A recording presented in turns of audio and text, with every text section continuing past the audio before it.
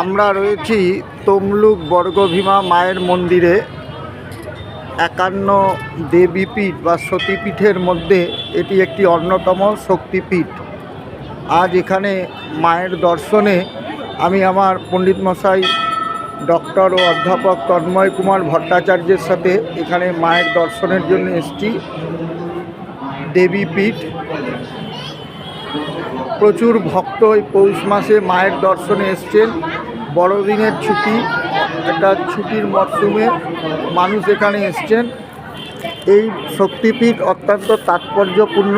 আমাদের স্যার আছেন, স্যার এই শক্তিপীঠ সম্পর্কে দু চার কথা বলবেন। আমরা একটু ফাঁকার দিকে যাই, তাহলে অনেকে শুনতেও পারবেন।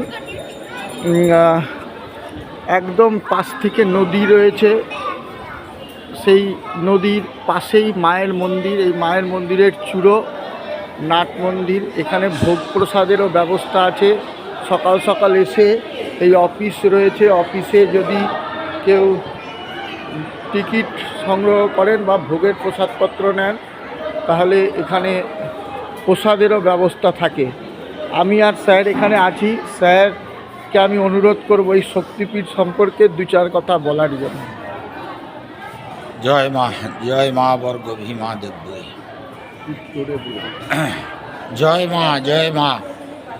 জয় মা বর্গভীমে। হ্যাঁ, এই বর্গভীমা বা তাম্রলিপ্তের যে বর্গভীমা দেবীর উল্লেখ সুপ্রাচীন।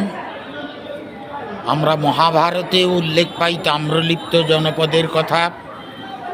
এছাড়া আমরা ভবিষ্য পুরাণ, দেবী পুরাণাদিতে বর্গভীমা দেবীর উল্লেখ আমরা পাই। মায়ের বাঁ পায়ের গোড়ালি, বাম পাদের গুল্ফ এখানে পতিত হয়েছে। অতএব সেই জন্য এটি একটি সতীপীঠ বা শক্তিপীঠ রূপেও প্রসিদ্ধ। স্বয়ং ভগবান বলছেন, কপাল মোচনে স্নাত্বা মুখম দৃष्ट्वा জগৎপতে বর্গভীমাম সমালোক্য পুনর্জন্ম ন বিদ্যতে। আমরা ভবিষ্য পুরাণেরও একটি বচন পাচ্ছি, তাম্রলিপ্ত প্রদেশে চ বর্গভীমা বিরাজতে গোবিন্দপুর প্রান্তে চ কালী সুরধুনী তটে। অর্থাৎ এখানে আগে গঙ্গা প্রবাহিত হচ্ছিলেন, এইরকম একটি আমরা বচন পাচ্ছি আমরা ভবিষ্য পুরাণে। এখানে মা হচ্ছেন কপালিনী ভীমরূপা বাম গুল্ফ বিভাসকে। এর প্রাচীন নাম বিভাস তীর্থ ছিল। এবং ভৈরবশ্চ মহাদেব সর্বানন্দ শুভপ্রদ। ভৈরব সর্বানন্দ বা কপালী ভৈরব নামে প্রসিদ্ধ। যাই হোক, আমরা প্রাচীন বাংলা মঙ্গল কাব্যেও আমরা চণ্ডীমঙ্গলে দেখতে পাই, গোকুলে গোমতী নামা তাম্রলিপ্তে বর্গভীমা। অতএব এই বর্গভীমা প্রায় দক্ষিণবঙ্গের একমাত্র সতীপীঠ বলা যেতে পারে। এই এরিয়াতে এখানে আগে গঙ্গা প্রবাহিত ছিল, এখন সেই গঙ্গা নদী নিমজ্জিত। তবুও অনেকে এটাকে রসুলপুর নদী বলে থাকে।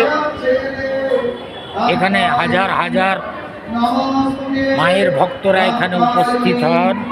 এখানে সাধকরাও উপস্থিত হন। পুরস্চরণ অভিষেকাদির জন্য সাধকরাও উপস্থিত হন।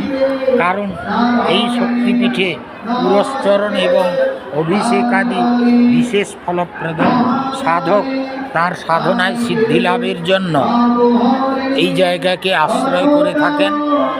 এবং মায়ের এই মন্দির অত্যন্ত সুন্দর, মায়ের মূর্তিও অত্যন্ত রমণীয় এবং এই মন্দির পরিসরটিও স্বচ্ছ পবিত্র বাতাবরণ। এখানে অসংখ্য ভক্তের সমাগম হলেও মন্দির কর্তৃপক্ষ অত্যন্ত সুচিতার সঙ্গে এগুলো নিত্য স্বচ্ছতা বজায় রেখেছেন।